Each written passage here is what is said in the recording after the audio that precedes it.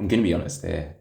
I hate walks. They are the bane of my life. And an unpopular opinion is that for a lot of dogs out there, walks are part of the problem, not a part of the solution. Hear me out.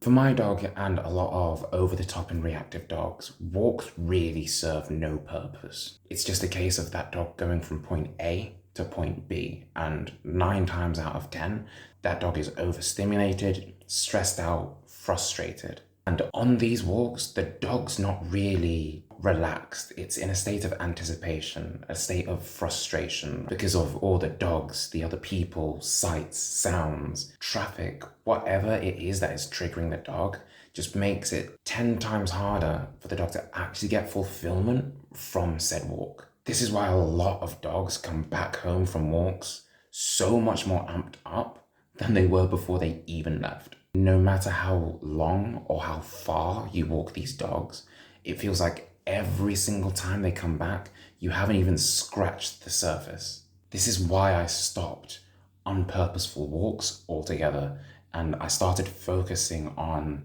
purposeful outlets, right? So for my dog, it was a combination of tug, float pole, and scent work. I'd literally focus on one of those three for 20 minutes, end the session on a high note, then move on to a nice decompressional activity such as scatter feeding. And then if he was calm enough, we'd go and have a 10-minute decompression walk around the block or in a quiet area. That routine alone did 10 times more for us than walking the same chaotic routine for an hour every single morning.